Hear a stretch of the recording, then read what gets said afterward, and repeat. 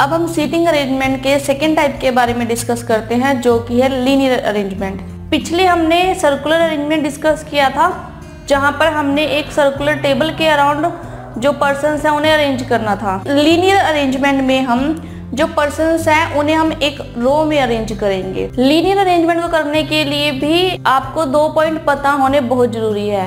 पहला कि वही आपकी डायरेक्शन सेंस क्या है जो हमने सर्कुलर अरेंजमेंट में डिस्कस किया था। दूसरा, आपको स्टेटमेंट को समझना आना चाहिए कि जो स्टेटमेंट हमें दी हुई है हम उसको समझ सकें। आइए जानते हैं कि अगर लीनियर अरेंजमेंट में हमें अरेंज करने हो पर्सन्स तो हम उनकी डायरेक्शन कैसे फाइंड आउट करेंगे। सपोज कि ये कोई रो है, ठीक है, और हमें यहाँ पर 4 पर्सन्स को अरेंज करना है, 1 2 3 एंड 4।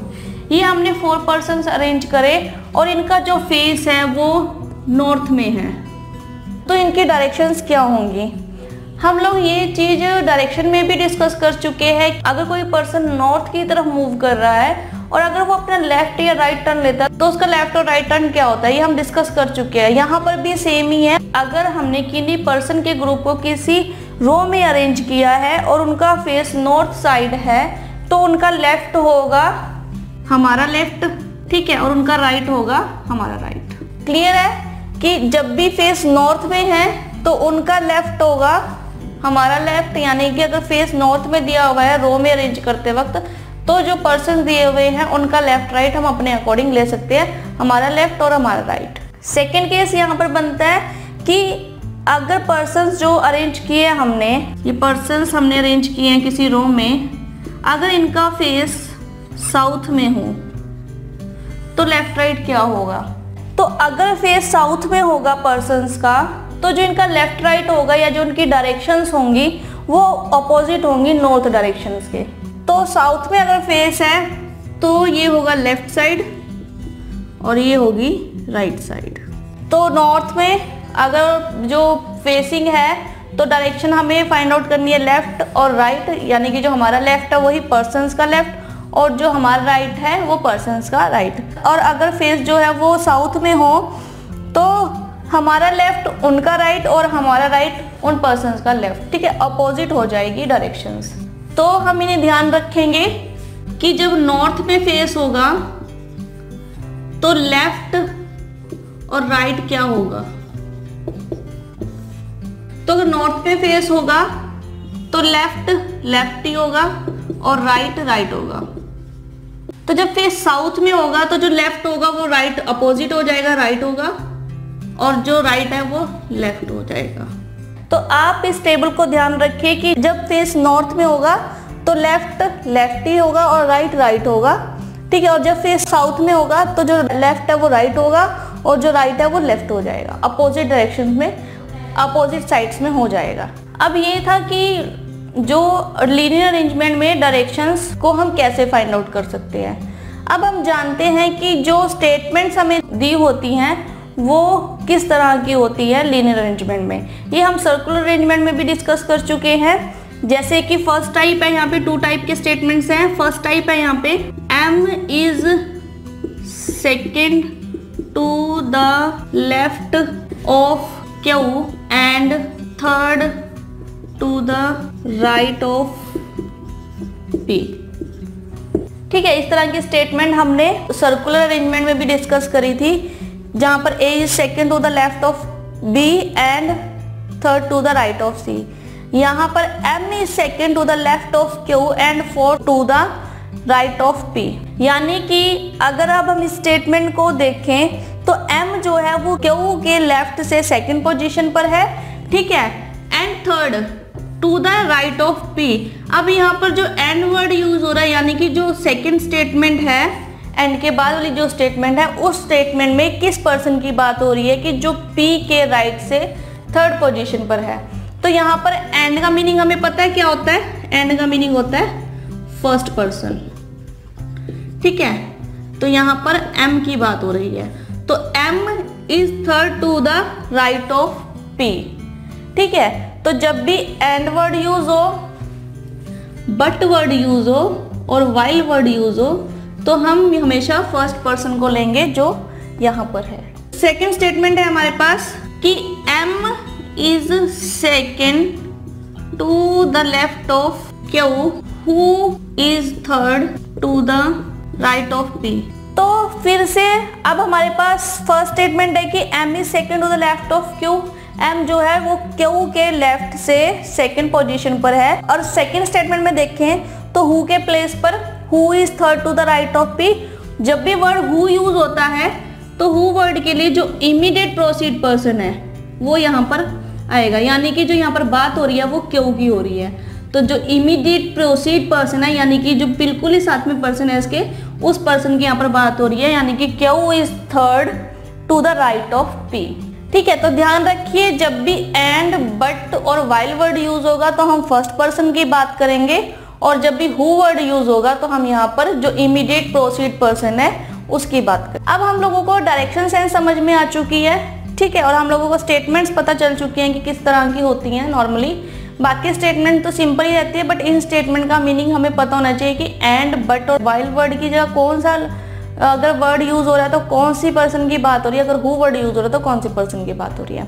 अब हम लोगों को ये कॉन्सेप्ट क्लियर है, तो हम एक पॉइंट और क्लियर करते हैं कि जो सर्कुलर अरेंजमेंट है और जो लीनियर अरेंजमेंट है इनमें क्या डिफरेंस है। तो अगर सर्कुलर अरेंजमेंट की बात करें तो सर्कुलर अरेंजमेंट में हम लोगों ने डिस्कस किया था कि कोई 8 पर्सन है, ठीक है, अगर हम इन्हें अरेंज करना है, अगर फेस सेंटर में है तो हम बॉटम से शुरू करेंगे, और अगर फेस अपोजिट साइड है तो हम टॉप से शुरू करेंगे। लेकिन हम लोगों के पास ये नहीं पता यहाँ पर कि इस सर्कल का स्टार्टिंग पॉइंट कौन सा है और एंडिंग पॉइंट कौन सा है। हमें नहीं पता कि ये फर्स्ट पर्सन है, कि ये फर्स्ट पर्सन है, ये फर्स्ट पर्सन है, हमें नहीं पता सर्कुलर अरेंजमेंट में कि फर्स्ट पर्सन कौन सा और लास्ट पर्सन कौन सा है।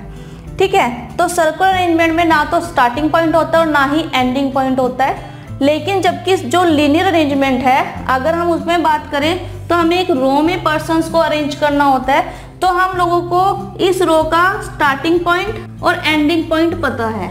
ठीक है, तो जो भी पर्सन इस पॉइंट के फर्स्ट नंबर पे बैठेगा तो वो फर्स्ट पर्सन होगा, और जो एंड पॉइंट पे बैठेगा वो लास्ट पर्सन होगा। ठीक है, तो हम लोग ये कह सकते हैं कि जो सर्कुलर अरेंजमेंट है उसमें स्टार्टिंग और एंडिंग पॉइंट नहीं होता, जबकि जो लीनियर अरेंजमेंट है उसमें स्टार्टिंग और एंडिंग पॉइंट होता है। ठीक है, ये मेजर डिफरेंस है सर्कुलर अरेंजमेंट और लीनियर अरेंजमेंट में। और जो लीनियर अरेंजमेंट है उसमें जो पर्सन की पोजीशन है वो लेफ्ट हैंड और राइट हैंड पर फिक्स होती है, लेकिन यहाँ पर पर्सन की पोजीशन फिक्स नहीं है। अगर हम सर्कल को घुमा दे तो डी अगर इस पोजीशन पे है, हम सेम ही सर्कल को यहाँ से भी शुरू करें और सेम ही पोजीशन पर उन पर्सन को बैठा दे, तो हम नहीं कह सकते कि फर्स्ट पोजीशन है या ये लास्ट पोजीशन है। तो ये डिफरेंस था सर्कुलर अरेंजमेंट और लीनियर अरेंजमेंट में। आइए अब लीनियर अरेंजमेंट से रिलेटेड कुछ एग्जांपल्स करते हैं।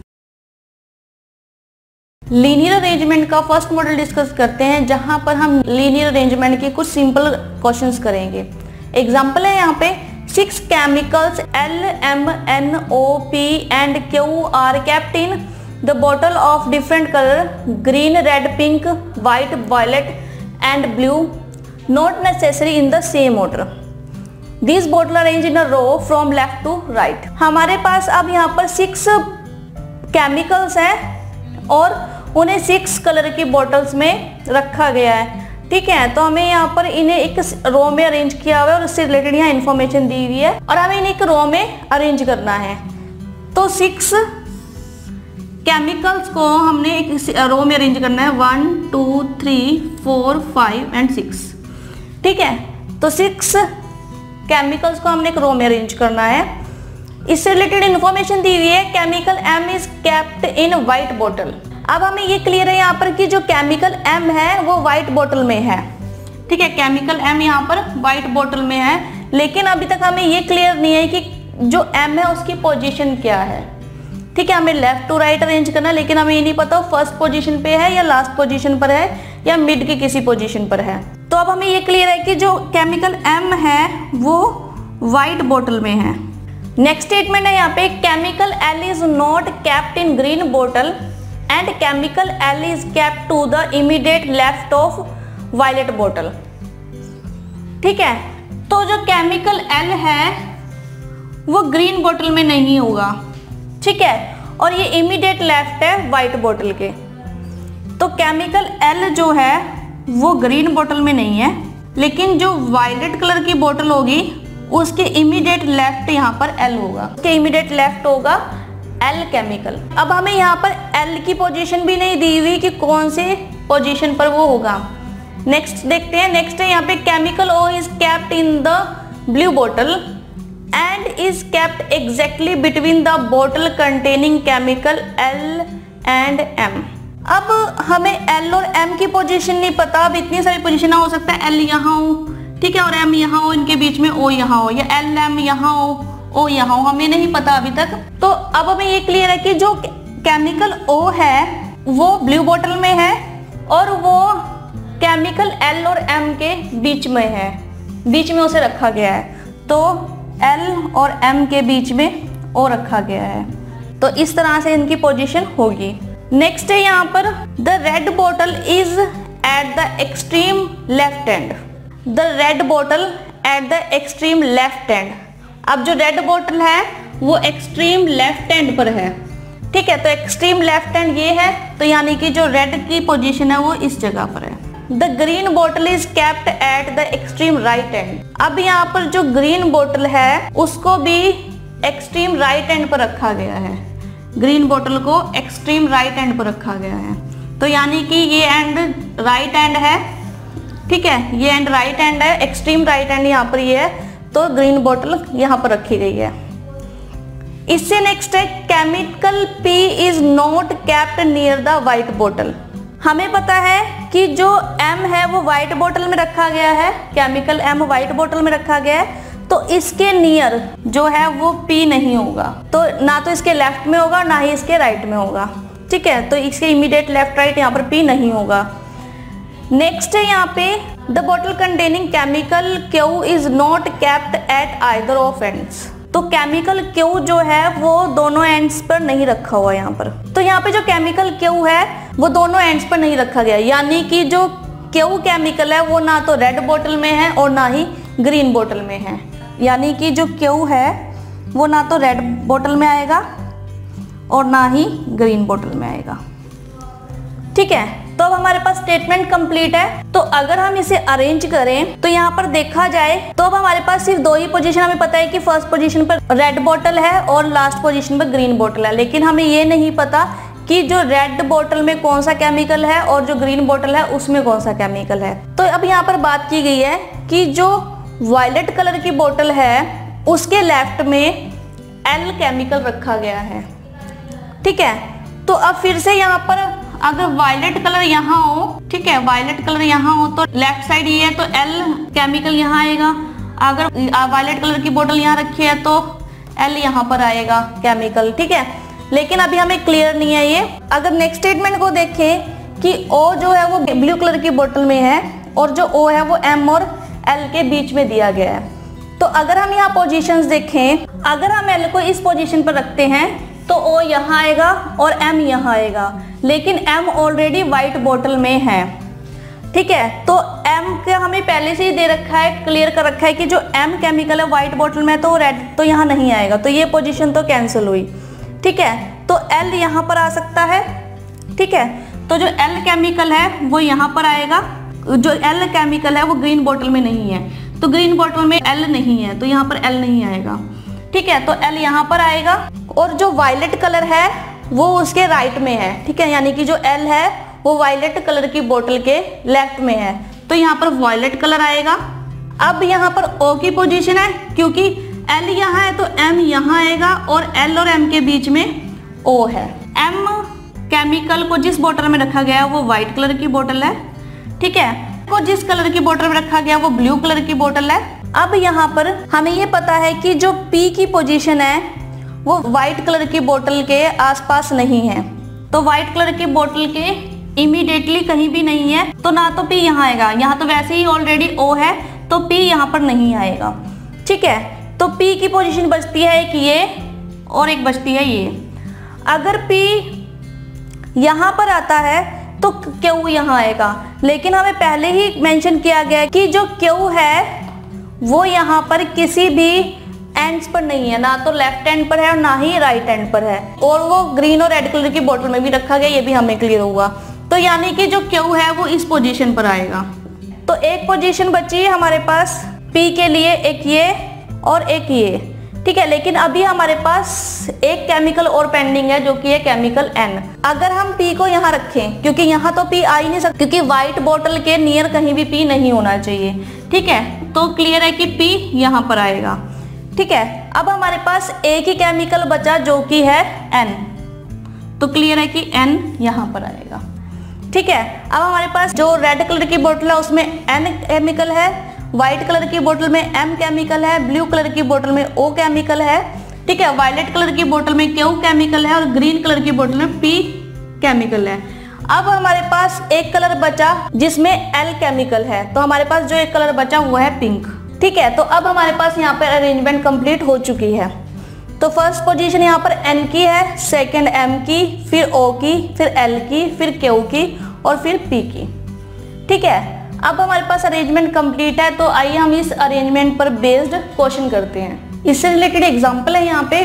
फर्स्ट क्वेश्चन दिया हुआ है, 4 of the 5 are like in a certain way based on their position in the above arrangement and so form a group which is the one that does not belong to the group। जो हमें यहाँ नीचे option दी हुई है इनमें से 4 जो है वो सेम है, जो हमें अरेंजमेंट दी हुई है इनमें जो पोजीशन दी हुई है उस पर बेस्ड है, ठीक है। तो हमें बताना है कि इन पांचों में से कौन सा ऐसा है जो इस ग्रुप को बिलोंग नहीं करता। तो अगर हम फर्स्ट ऑप्शन देखें L और M, तो अगर हम L की पोजीशन देखें तो ये है और M की ये है, यानी कि जो L है यहाँ से वो M से सेकंड पोजीशन पर है, ओके। तो इनके बीच में +2 का डिस्टेंस है। सेकंड है L और P, L से P भी सेकंड पोजीशन पर है, ठीक है। तो इनके बीच में भी +2 का डिस्टेंस है। नेक्स्ट है यहाँ पे Q और O, Q और O, Q से O का जो डिस्टेंस है वो सेकंड पोजीशन पर है, तो यहाँ पर भी +2, ठीक है। नेक्स्ट है L और Q, इनके बीच में जो डिस्टेंस है वो 1 स्पेस का ही है, ठीक है। तो एक पोजीशन आगे ही यहाँ पर जो है वो L और Q है, तो ये +1। और N और P, N और P, N और P में भी जो N से P का डिस्टेंस है वो सेकेंड पोजीशन पर है, ठीक है। तो अगर हम देखें तो ये भी +2 +2 +2 +2, लेकिन जो D ऑप्शन है इसमें +1 है, तो यहाँ पर जो D है वो इस ग्रुप को बिलोंग नहीं करती, तो हमारा आंसर यहाँ पर होगा option number D। Next question है यहाँ पे, विच बोतल containing chemical L, chemical L किस बोतल में है, तो पिंक बोतल में है, तो हमारे पास यहाँ आंसर होगा पिंक बोतल। नेक्स्ट क्वेश्चन है यहाँ पे, विच of the following combination of chemical and बोतल इज करेक्ट। तो हमें बताना है कि जो हमें कॉम्बिनेशन दिए हुए हैं कौन सा कॉम्बिनेशन उसमें करेक्ट है केमिकल और बोतल का। फर्स्ट है P और रेड, यहाँ पर P और ग्रीन है, तो फर्स्ट ऑप्शन नहीं है। नेक्स्ट है N और ग्रीन, N और रेड है, तो ये भी नहीं है। नेक्स्ट है P और ग्रीन, P और ग्रीन, ठीक है। ऑप्शन सी यहाँ पे राइट आंसर है। Q और पिंक भी नहीं है और नन ऑफ दिस नहीं, यहाँ पर आंसर है P and green. Next question है, if all the 6 chemicals are arrange alphabetically from left to right, position of how many will remain unchange. तो हमें 6 केमिकल को अरेंज करना है अल्फाबेटिकली लेफ्ट से राइट की पोजीशंस में, और हमें बताना है कि कितने जो केमिकल्स है वो चेंज नहीं हुए अपनी पोजीशन से। तो अगर हम यहाँ स्टार्ट करें तो L, M, N, O, P और Q, ठीक है। तो यहाँ पर ये भी चेंज हुए हैं, ये चेंज नहीं हुआ, M चेंज नहीं हुआ यहाँ पर, ठीक है। N चेंज हुआ है और ये भी चेंज है और ये भी चेंज है, ये भी चेंज है। यहाँ पर सिर्फ एक ही केमिकल है जो अल्फाबेटिकली अपनी पोजीशन पर है, ठीक है। तो यहाँ पर आंसर होगा 1। नेक्स्ट है, which bottle containing the chemical N, जो N केमिकल है वो रेड बोतल में है, तो हमारा आंसर होगा यहाँ पर रेड बोतल, ठीक है। तो इस तरह से आप इन क्वेश्चन को इजीली सॉल्व कर सकते हो। अगर आप अरेंजमेंट अच्छे से कर लेते हो तो आप क्वेश्चन को बड़ी ही आसानी से सॉल्व कर सकते हो कुछ ही सेकंड्स में, ठीक है। तो आप इस पर अच्छे से प्रैक्टिस कीजिए ताकि जो आपका टाइम है इस पर कम से। लीनियर अरेंजमेंट का सेकंड मॉडल डिस्कस करते हैं, जहां पर हम एक कॉम्प्लेक्स अरेंजमेंट से रिलेटेड क्वेश्चन करेंगे। तो इससे रिलेटेड एग्जांपल है यहाँ पर, A, B, C, D, E, F and G are sitting in a straight line facing north Each of them lives on the different floor in the same building which is numbered from 1 to 7। तो हमारे पास यहाँ पर 7 persons हैं, ए से लेके जी तक। ये एक स्ट्रेट लाइन में बैठे हैं और इनका फेस नॉर्थ की तरफ है, जो एक ही बिल्डिंग के डिफरेंट फ्लोर्स पर रहते हैं। तो इससे रिलेटेड हमारे पास यहाँ पर स्टेटमेंट दी हुई है और हमें इन 7 पर्सन को हमें एक स्ट्रेट लाइन में अरेंज करना है। तो पर्सन है यहाँ पे 7, यानी कि 1 2 3 4 5 6 एंड 7। ठीक है, तो 7 पर्सन को हमने स्ट्रेट लाइन में अरेंज करना है। शुरू करते हैं। फर्स्ट स्टेटमेंट है यहाँ पे, B sits fourth to the left of the person living on 6th floor. तो बी जो है वो 6th फ्लोर पे जो पर्सन रहता है वो उसके लेफ्ट से 4th पोजीशन पर है। आइदर बी और the person living on the 6th floor seats eight the extreme ends of the line. तो यहाँ पर हमें बताया गया है कि जो पर्सन 6th फ्लोर पर रहता है और जो बी है, इन दोनों में से कोई एक जो है जो लाइन के एंड पर है। तो अगर हम देखें यहाँ पर कि बी जो है 6th फ्लोर वाले पर्सन के लेफ्ट से 4th पोजीशन पर है और इनमें से कोई एक जो है वो एक्सट्रीम एंड पर आएगा। तो एक्सट्रीम एंड ये है और ये है, ठीक है, लेफ्ट हैंड से ये है और राइट हैंड से ये है। तो अगर हम देखें, अगर B की पोजीशन ये हो, अगर B यहाँ पर आएगा तो 6th फ्लोर आएगा 1 2 3 4। तो 6th फ्लोर वाला पर्सन यहाँ पर आएगा, क्योंकि अगर 6th फ्लोर वाला पर्सन यहाँ आएगा तो यहाँ से इसके लेफ्ट से, अगर इन सबका फेस नॉर्थ पे है तो इसका लेफ्ट हमारा लेफ्ट और इसका राइट हमारा राइट रहेगा। तो इसका लेफ्ट 1 2 3 एंड 4th पोजीशन पर यहाँ पर B है। तो अरेंजमेंट हो सकता है इस तरह से हो। आगे पढ़ते हैं ताकि पता लगे कि हमारी जो हमने 6th फ्लोर वाले पर्सन और बी को जो हमने यहाँ पर अरेंज किया है वो सही किया है नहीं किया। नेक्स्ट है, only 1 person sits between B and G. G lives on the 3rd floor. अब यहाँ पर है कि only 1 person sits between B and G. B की पोजीशन ये है तो जी यहाँ पर आएगा। अगर इस तरफ आएगा तो ये लाइन से बाहर चला जाएगा, तो जी इस पोजीशन पर आएगा। ठीक है, तो राइट में आएगा। वह इनके बीच में कोई एक पर्सन है। ठीक है, तो हमने एक पर्सन का स्पेस छोड़कर जी को यहाँ पर बिठाया है।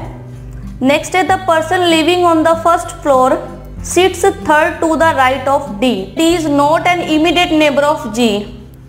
तो जो डी है वो यहाँ भी नहीं आएगा और यहाँ भी नहीं आएगा। ठीक है, तो अगर डी यहाँ आएगा, अगर डी यहाँ आएगा तो जो 1st फ्लोर पे पर्सन रहता है वो इसके राइट से, यानी कि राइट से 3rd पोजीशन पर है। ठीक है, तो 1 एंड 2 हमें 2 पोजीशन अभी और चाहिए यहाँ पर, तो 1 2 एंड 3, तो इस पोजीशन पर आएगा 1 1st फ्लोर वाला पर्सन। तो ये अरेंजमेंट तो ठीक नहीं है, क्योंकि जो पर्सन 1 है वो कहीं भी अरेंज नहीं हो रहा। तो हमारे पास ये यहाँ पर जो हम कर रहे हैं ये रॉन्ग है अरेंजमेंट। सेकेंड अरेंजमेंट देखते हैं, 1 2 3 4 5 6 एंड 7। अगर हम दूसरी तरह से अरेंज करें, हमें पता है B एंड 6 में के बीच में 4th पोजीशन का डिफरेंस है। ठीक है, और उनमें से कोई एक एक्सट्रीम एंड पर है। अभी अगर हम यहाँ B को ले तो B और 6 दोनों में से कोई भी एक्सट्रीम एंड पर नहीं आएगा। तो B को अगर हम यहाँ रखें तो 1 2 3 एंड 4th, तो B यहाँ पर आएगा और 6 यहाँ आएगा। अब नेक्स्ट है हमारे पास कि B और G के बीच में एक पर्सन है। अगर B की पोजीशन ये है तो हो सकता है G यहाँ पर हो और हो सकता है G यहाँ पर हो। अगर हम G को यहाँ पर बैठाएं तो इनके बीच में एक पर्सन का स्पेस है। ठीक है, अगर हम यहाँ पर बैठाते हैं G को, सपोज कि अगर हम यहाँ पर G आएगा तो नेक्स्ट जो हमारे पास पर्सन की पोजीशन थी D, और D के राइट से 3rd पोजीशन पर 1। तो अगर G यहाँ आएगा तो D यहाँ पर नहीं आएगा, तो D को यहाँ पर आना पड़ेगा। अगर D यहाँ आएगा तो 3rd पोजीशन पे 1 2 एंड 3 पोजीशन पे 1 यहाँ आएगा, लेकिन 1 यहाँ आए ये पॉसिबल नहीं, क्योंकि यहाँ पे ऑलरेडी 6 फ्लोर वाले पर्सन की पोजीशन है। ठीक है, तो यहाँ पर G की पोजीशन है तो D की पोजीशन आएगी यहाँ पर, और D जो है वो इमीडिएट नेबर भी नहीं होना चाहिए G का यहाँ पर। तो D यहाँ आएगा 1 2 3, तो 1st फ्लोर वाला पर्सन आएगा यहाँ पर। ठीक है, लेकिन यहाँ पर हमारे पास G से रिलेटेड इंफॉर्मेशन दी हुई है कि जो G है वो ऑलरेडी 3rd फ्लोर पे रहता है। तो जो G है वो 3rd फ्लोर पे है। ठीक है, तो इससे रिलेटेड अब नेक्स्ट स्टेटमेंट देखते हैं। Only 1 person lie between E and person who lives on 2nd floor. एक पर्सन जो 2nd फ्लोर पे रहता है और E के बीच में एक पर्सन बैठा है। E और 2nd फ्लोर वाले पर्सन के बीच में एक पर्सन है। ई यहाँ भी नहीं आएगा, यहाँ भी नहीं आएगा, यहाँ भी नहीं आएगा। अगर ये यहाँ आएगा तो सेकंड फ्लोर वाला पर्सन यहाँ होना चाहिए, लेकिन यहाँ पर तो ऑलरेडी फर्स्ट फ्लोर वाला पर्सन है, तो हो सकता है कि जो फर्स्ट फ्लोर वाला पर्सन है वो ई हो। तो अभी हमें ये क्लियर नहीं है। नेक्स्ट स्टेटमेंट देखते हैं यहाँ पर, A and C are immediate neighbour of each other. A and C are immediate neighbour of each other. तो ए और सी यहाँ भी नहीं आ सकते, यहाँ भी नहीं आ सकते, यहाँ भी नहीं आ सकते, तो सिर्फ यही दो पोजीशन है जहाँ पर ए और सी आ सकते हैं, वो इमीडिएट नेबर है ईच अदर के। तो हो सकता है ए और सी यहाँ हो, सी यहाँ और ए यहाँ हो। ठीक है। नेक्स्ट है, A does not live on the 6th floor. तो ए यहाँ नहीं रहता, 6th फ्लोर पे नहीं रहता, तो ए कहाँ रहता है, ए यहाँ पर रहता है, और ये पोजीशन है सी की। ठीक है। नेक्स्ट है, one who lives on 5th floor sits third to the right of one who lives on the 7th floor. तो यहाँ पर है वन पर्सन जो 5th फ्लोर पे रहता है, वो जो 7th फ्लोर पर पर्सन रहता है उसके राइट से 3rd पोजीशन पर है। 5th यहाँ रहेगा तो 7 को यहाँ आना पड़ेगा। ठीक है। लेकिन अगर 5 यहाँ रहेगा तो 7 को यहाँ आना पड़ेगा। ठीक है। और तो कोई पोजीशन बैठती ही नहीं है यहाँ पर। जो बी है वो 7th फ्लोर पे रहता है और जो ए है वो 5th फ्लोर पे रहता है। ठीक है। तो अब हमारे पास बची दो पोजीशन, ई और सेकंड की। तो ई और सेकंड के बीच में दो पर्सन है, तो हो सकता है फर्स्ट फ्लोर पे ई रहता हो और सेकंड फ्लोर पे कोई पर्सन है। तो हमारे पास अब यहाँ पर रह गया है एक पर्सन जो कि है एफ। तो एफ यहाँ पर सेकंड फ्लोर पे रहता है और डी यहाँ पर 4th फ्लोर पे रहता है। तो यहाँ पर हमारे पास सभी पर्सन्स अरेंज हो चुके हैं। तो इस तरह से हमने स्टेटमेंट्स को उठाकर यहाँ पर जो अरेंजमेंट है उन्हें पूरा किया है यहाँ पर। ठीक है। तो आइए अब इस पर बेस्ड जो क्वेश्चन है उन्हें करते हैं। तो इससे रिलेटेड क्वेश्चंस दिए हुए हैं हमें। फर्स्ट क्वेश्चन है यहाँ पे, how many floors are there between the floor on which F and A lives. ठीक है। तो हमें बताना है एफ और ए जहाँ रहते हैं उनके बीच में कितने फ्लोर्स हैं। तो एफ जो है वो रहता है सेकंड फ्लोर पे और ए जो रहता है वो 5th फ्लोर पे रहता है। ठीक है। तो सेकंड फ्लोर और 5th फ्लोर, तो इनके बीच में कितने फ्लोर्स हैं। तो इनके बीच में फ्लोर होंगे 3rd एंड 4th, यानी कि 2 फ्लोर्स हैं। तो इसका आंसर होगा यहाँ पर 2। कई स्टूडेंट यहाँ पर मिस्टेक करेंगे। मिस्टेक वो ये करेंगे कि वो यहाँ पर काउंट करेंगे F2 और A5, यहाँ पर 5th फ्लोर और यहाँ पर, तो वो इनको काउंट करेंगे 1 2 3 फ्लोर है इनके बीच में। नहीं, हमने ऐसे काउंट नहीं करना। हमें यहाँ पर ये बताया गया है कि सेकंड फ्लोर से 5th फ्लोर के बीच में कितने फ्लोर है। तो 3 और 4th फ्लोर आएंगे सेकंड और 5th के बीच में। ठीक है। तो इसका आंसर होगा यहाँ पर 2। सेकंड क्वेश्चन है यहाँ पर if all the person are made to the live on alphabetical order from the bottom most floor to the top most floor such that A lives on 1st floor, B lives on 2nd floor और G lives on 7th floor, who would still live on the same floor as the original arrangement. तो अगर हम यहाँ पर arrange करें कि 7 person थे, A B C D E F and G, तो अगर हम इन्हें अरेंज करें 1 2 3 4 5 6 एंड 7 फ्लोर पर, तो हमें बताना है कि कौन सा पर्सन सेम फ्लोर पर रहता है और वो अरेंजमेंट में भी सेम ही हो। तो ए 1st फ्लोर पे नहीं, ये 5th फ्लोर पे है। ठीक है। बी 2nd फ्लोर पे, ये 7th फ्लोर पे है। सी 3rd फ्लोर पे, सी यहाँ पर 6th फ्लोर पे है। डी 4th फ्लोर पे, तो डी यहाँ पर 4th फ्लोर पे है। ई 5th फ्लोर पे नहीं है, सी एफ भी नहीं और जी भी नहीं, तो डी यहाँ पर 4th फ्लोर पे है। तो ओरिजिनल जो हमारे पास अरेंजमेंट है उसको अगर हम अल्फाबेटिकली अरेंज करें तो डी यहाँ पर 4th फ्लोर पे है। तो इसका आंसर आएगा डी, जो कि 4th फ्लोर पे है। ठीक है। नेक्स्ट क्वेश्चन है यहाँ पे, who amongst the following lies on the 4th floor. तो 4th फ्लोर पे कौन है, तो 4th फ्लोर पे है डी, तो इसका आंसर होगा यहाँ पर डी। नेक्स्ट क्वेश्चन है यहाँ पे, on which of the following floors does E lives. तो ई जिस फ्लोर पे रहता है वो है 1st फ्लोर पे, तो ऑप्शन ए यहाँ पर 1st फ्लोर। ठीक है। 5th क्वेश्चन है यहाँ पे, 4 of the following 5 are like in a certain way based on the given arrangement and thus from the group which is the one that does not belong from that group. तो हमें बताना है कि जो हमें नीचे ऑप्शन दिए हुए कौन सा इनमें से ग्रुप में बिलोंग नहीं करता, इस ग्रुप में बिलोंग नहीं करता। तो ई जी डी ए और बी, तो हम इस तरह के क्वेश्चन को कैसे सॉल्व करेंगे। अगर हम यहाँ देखिए तो ई यहाँ पर 1st फ्लोर पे है। ठीक है।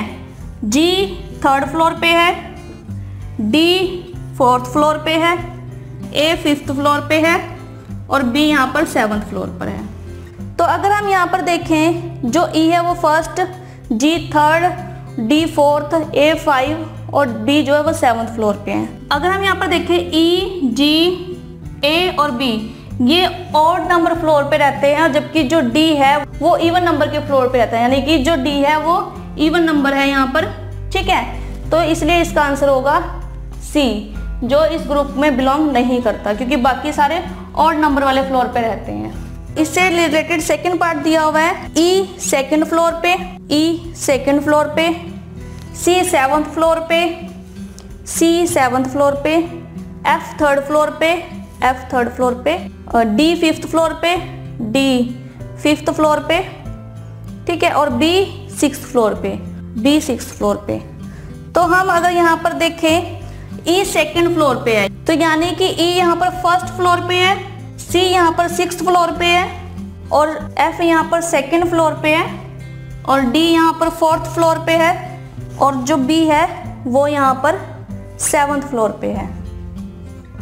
तो अगर हम यहाँ देखें कि जो हमें यहाँ पर फ्लोर दिए हुए हैं, जबकि एक्चुअल में जो उनके फ्लोर है वो 1 माइनस की स्टेज में है, यानी कि 1 फ्लोर नीचे दिया हुआ है, ठीक है। 2nd फ्लोर पे दिया हुआ है लेकिन वो 1st फ्लोर पे है, 7th फ्लोर पे दिया हुआ लेकिन वो 6th फ्लोर पे है, 3rd फ्लोर पे दिया हुआ लेकिन वो 2nd फ्लोर पे है, ठीक है, और 5th फ्लोर पे दिया जबकि वो 4th फ्लोर पे है, और यहाँ पे 6th फ्लोर में दिया जबकि वो 7th फ्लोर पे है। तो अगर हम यहाँ पर ऑड वन देखें या फिर ऐसा ऑप्शन देखें जो इन ग्रुप को बिलोंग नहीं करता, वो है ऑप्शन E। ऑप्शन E है यहाँ पर इसका राइट आंसर। क्योंकि यहाँ पर B जो है वो 6th फ्लोर में दिया हुआ है, जबकि वो एक्चुअल में 7th फ्लोर पे रहता है, और बाकी के जो चारों ऑप्शन दिए हुए हैं उसमें जो एक्चुअली फ्लोर का नंबर है वो उससे 1 नंबर कम है, ठीक है, लेकिन इसका जो फ्लोर एक्चुअल में है वो 1 नंबर ज़्यादा है, ठीक है। तो ये है इसका राइट आंसर ऑप्शन E। तो इस तरह से आप इन क्वेश्चन को इजीली सॉल्व कर सकते हैं। अगर आप अरेंजमेंट को अच्छे से कर लेते हो तो आपके पास अगर इससे रिलेटेड कोई भी क्वेश्चन दिया हो आप उनको बड़ी ही इजीली सॉल्व कर सकते हो बहुत ही कम टाइम में, ठीक है। तो ये था हमारा टॉपिक सीटिंग अरेंजमेंट का, जिसमें हमने सर्कुलर अरेंजमेंट और लीनियर अरेंजमेंट पढ़ा। तो आप इस पर अच्छे से प्रैक्टिस कीजिए। मिलते हैं अगले सेशन में। Thank you.